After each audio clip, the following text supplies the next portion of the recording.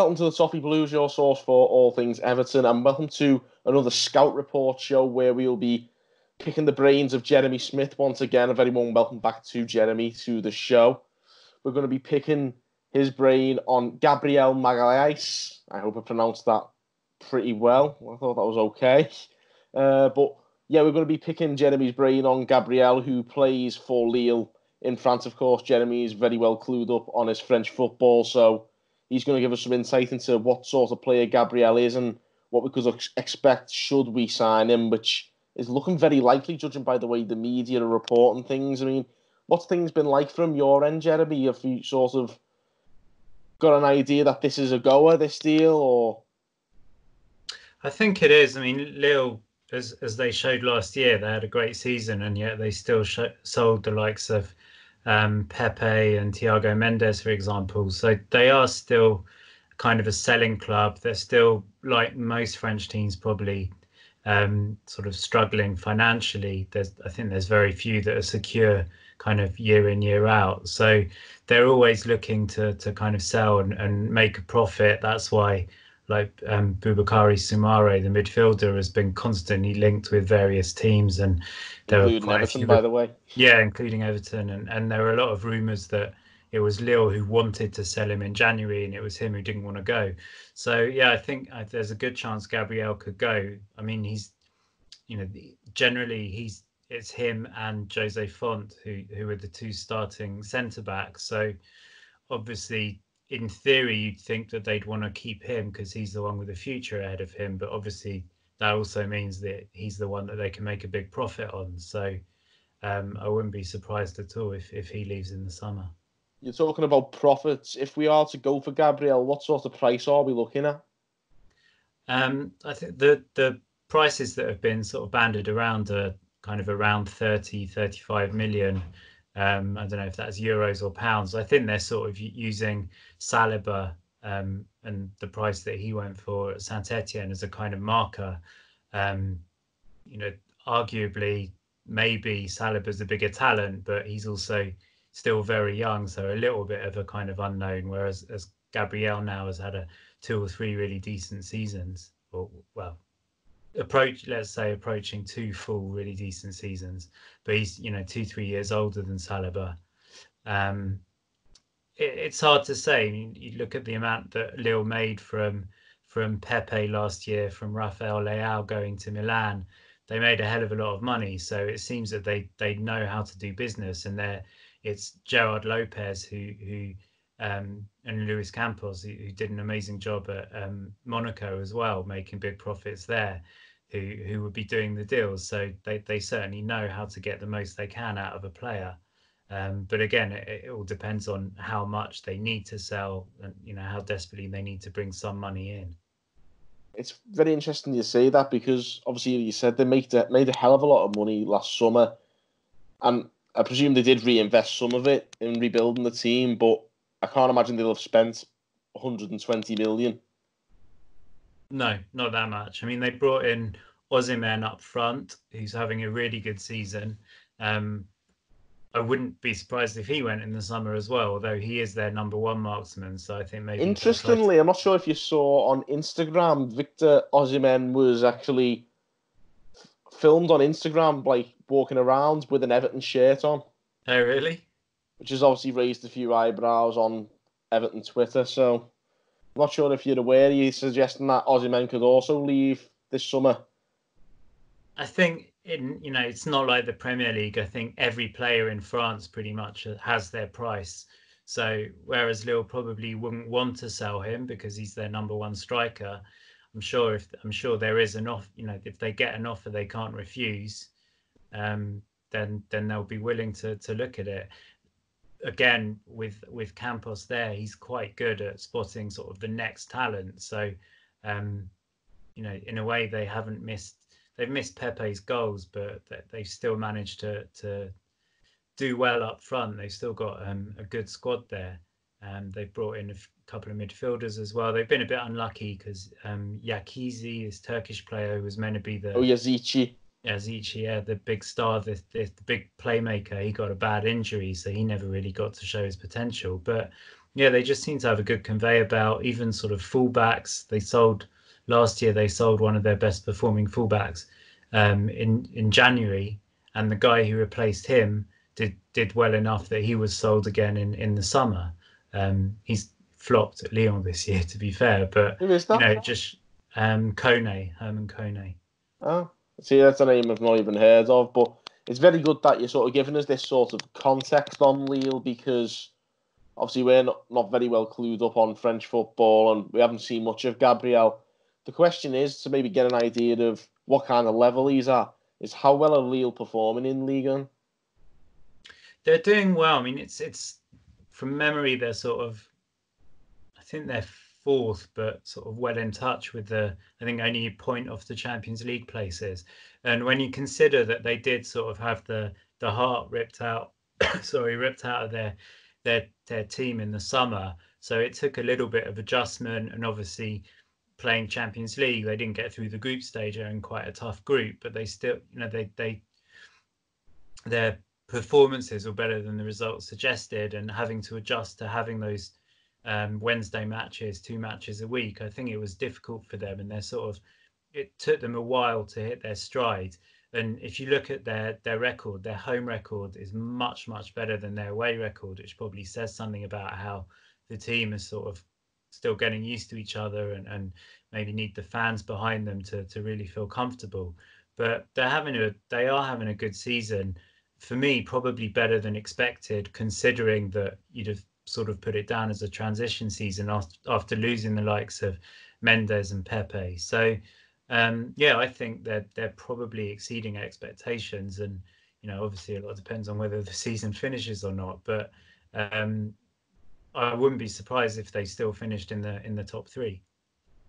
That's an interesting take because I was convinced that Lille obviously had tailed off, but that's just going with the idea of the likes of Pepe going and the likes of Rafael Leao going. But that's really impressive to see that they haven't really tailed off that much, given how well they did perform last season. And It's a little bit difficult to tell because, to be completely honest, I mean, I'm a big defender of it, but Ligue 1 hasn't been fantastic this year. And even Marseille, who are comfortable in second, that no team is, apart from PSG and even them at times, no team has really impressed. And you look at how far down Lyon are, Monaco are struggling again, Saint-Etienne are sort of in relegation trouble. But it's actually all quite bunched up and can change quite quickly. But I think the top 4 are looking like they're going to sort of maintain a gap from the rest until the end of the season.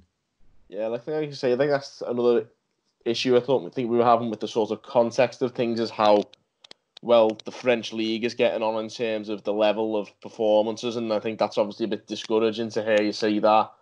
But what sort of performances has Gabriel been putting in? Has he impressed personally? Yeah, he has.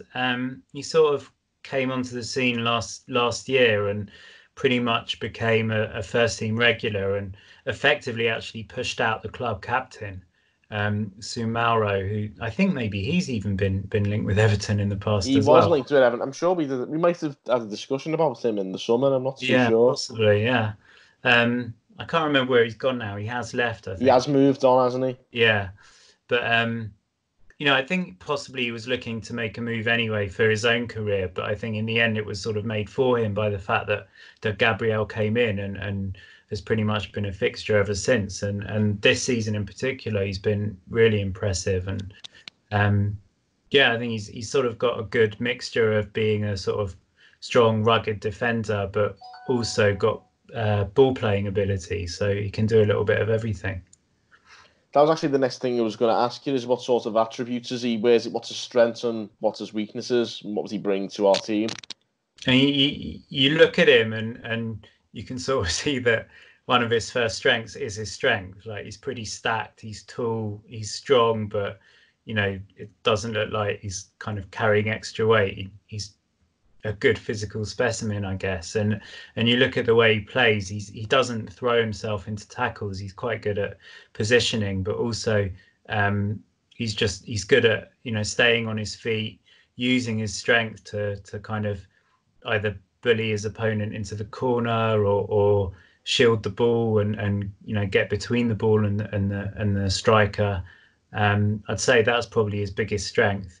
He probably could, considering all of that, he could probably be a little bit more kind of authoritative in the air, but that's probably something that if he came to the Premier League, he'd have to learn and probably would learn quickly. He is only 22, so I guess all his attributes and all his faults are sort of a little bit magnified, and everything, he's still got time to work on everything. But yeah, it's really strong, good reading of the game. As I said, a good tackler, but doesn't sort of throw himself into tackles. So, he's not one of those sort of disciplinary liabilities or anything like that.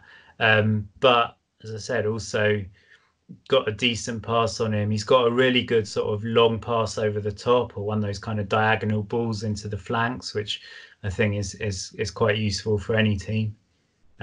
So yeah, potentially the complete package. He seems to have, that's really, really encouraging to hear those kind of things. Of course, we're talking about these kind of attributes making him an outstanding player in a league that you admittedly said before is a lot weaker than perhaps the Premier League is. What sort of adaptation would we need to see? I think you mentioned his aerial ability, perhaps, but could any of his attributes be showing up against a more superior opposition? I mean, it's the thing is with the French league, it's hard to judge because obviously there's so many brilliant players that are going from the French league abroad and doing really well. But because all these players are constantly leaving every year, it's hard to kind of maintain any kind of sort of consistency. And that's why I think in general the league isn't of the same standard. But you look at the number of players that go from the French league and adapt really well. Some it takes longer than others, and you could use as an example, for example, Ndombele, who I don't think anyone disputes is a brilliant player, but he's really struggling with the kind of physical side of the Premier League. And I think often that is the aspect that it takes players a long time to get used to. Arguably, it's much more of an issue for a sort of box-to-box midfielder like Ndombele, and maybe for a centre-back who's not going to be sort of running up and down the pitch so much. There's less adaptation period there. But again, I mean, you look at Digne and Sidibe, who I think are both doing very well at Everton. Maybe if you forget Sidibe's last performance against Chelsea, when they're in positions where, they are bombing up and down and they're adapting well. So I think you've got to give any player going probably from any league, but certainly from Ligue 1 straight to Premier League, you've got to give them a little bit of a chance to adapt. But I think he's got all the basic skills. And not only that, but the things that he's strong at, I think the things that you need to be strong at in the Premier League. So, really good physical presence to combat opposing strikers. Actually, in France, one of the things that they are big on is kind of strong physical strikers. So that's something that he'd be used to. So I don't think it would be a problem for him to adapt to the Premier League. But I mean, I think with any player going from abroad, it's harsh to expect them to kind of, straight from sort of August, September time, expect them to already be at their best. But I don't think it would take him too long to get to that level. That's really encouraging again to hear. I mean, we're hearing all the good things about Gabriel, but obviously the reason we're after him in the first place, I'm not sure how well clued up you are on Everton, but we seem to be quite one-dimensional at times because we have a right-footed centre-back playing as the left centre-back. Usually Mason Holgate, who is very good with the ball at his feet, but again is maybe limited by the fact that he isn't as strong on his left foot. And of course, the one thing we haven't really touched on yet is that Gabriel is a left-footed centre-back, which is, dare I say, quite a rare commodity in the modern game, I've found.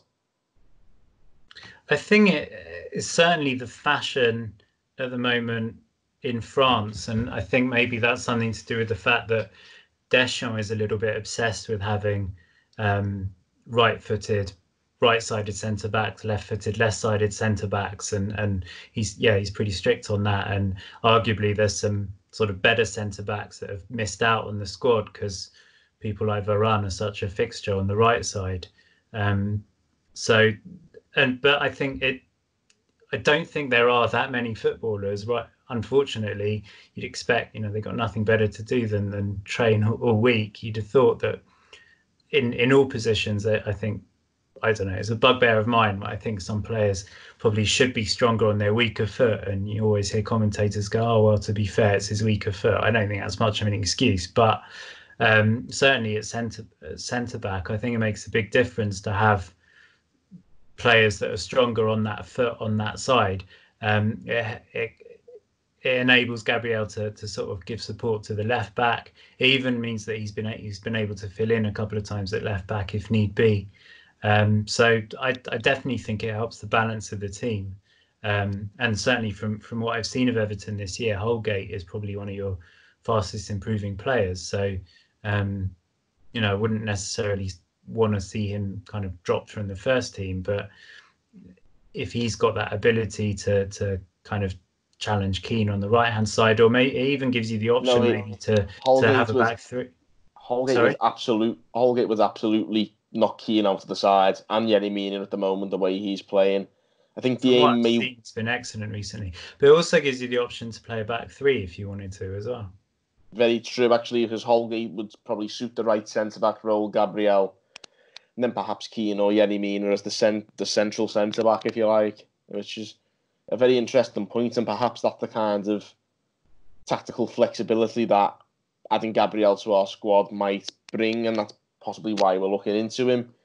But the big question is, before we finish, can you see Gabriel Magalhães at Everton next season? Yeah, I can. I mean, I think there's a very good chance. Certainly, you look at all the rumours that he's going to move to the Premier League, and then it's just a question of where. I mean, Arsenal have been heavily linked, but depending on Mori, on whether they sign him permanently or not. They got Saliba coming in as well, so I don't know how many centre backs they're gonna want in the squad. I think I've seen Leicester connected. They're obviously maybe they could be a bigger draw if they make Champions League, but you've got a great manager who's surely anyone's going to want to play for someone like Ancelotti. You've got maybe someone like Richarlison who probably knows. I'm speculating. Similar age bracket, actually. Yeah, same nationality, same age bracket, so they may well know each other, and hopefully he can influence him as well. So, and obviously Everton are a big club. Certainly, I know Leicester are the more recent champions, but for me, Everton have got a much bigger history than Leicester, for example. So, I definitely think it's a draw to go there. Dean, who's played at Lille before as well, didn't overlap, but he could be an influence as well. So, I definitely think there's a reasonable chance of you signing him. I think that's really encouraging to hear. Like, it's ticking all the boxes, really, Jeremy. The left-sided centre-back got all the right attributes, and the fact that we could realistically get him. It's a very rare situation to hear something so encouraging on the transfer from Everton. There's always an up, there's always a down, but it's really pleasing to hear from you and get this kind of insight. So hopefully it won't be long until we have you on the show again discussing another signing from France, most likely. Well, if you manage to sign him, I was just thinking with Digne and Sidibe, you got 3 out of 4 who used to play for Lille. So yeah, just got one more slot to fill. Maybe you need to bring Jose Font back. Yeah, definitely. Definitely fits the age bracket we're after. But yeah, it's a really good idea. Actually, I think the amount of players with sort of French upbringing in Europe has been quite interesting. We've got quite a few when I think about it, dotted around the team. Of course, the biggest one was the one we lost last summer, Idrissa Gueye, and he actually another ex-Lille player, if I'm not mistaken. Yeah. Yeah, so there's plenty of connections between both clubs, it seems. So maybe that might stand in our favour as well. I think it probably does. I mean, I got no idea about how these deals are done, but you've got to think if two teams are, Lyon and Juventus seem to often do deals between each other, although it always seems to favour Juventus. But I think if two teams are used to doing business, then and they trust each other, that's got to be a help as well. Yeah, I mean, again, it's another sign of encouragement. I think the fans will be very pleased listening to you on here, Jeremy. Well, I hope so, and obviously, if you do sign him, I hope he does well for you. But if we sign him, we'll have you back on the show as soon as we've signed them, mate, because we'll be desperate to hear even more about him. But that's all we got time for today. All left for me to say is thank you so much, Jeremy, for coming on the show. No problem. Thanks for having me. More than welcome. And of course, give this video a like and a comment. Give the channel a subscribe to see more great content, even though there's no football. So get tuning in, and probably if we do get Gabriel, we'll have Jeremy back as well. So if you want to see a bit more of Jeremy on this show, definitely give us a comment and let us know that you want to see Jeremy again. And thank you guys for watching on the Toffee Blues.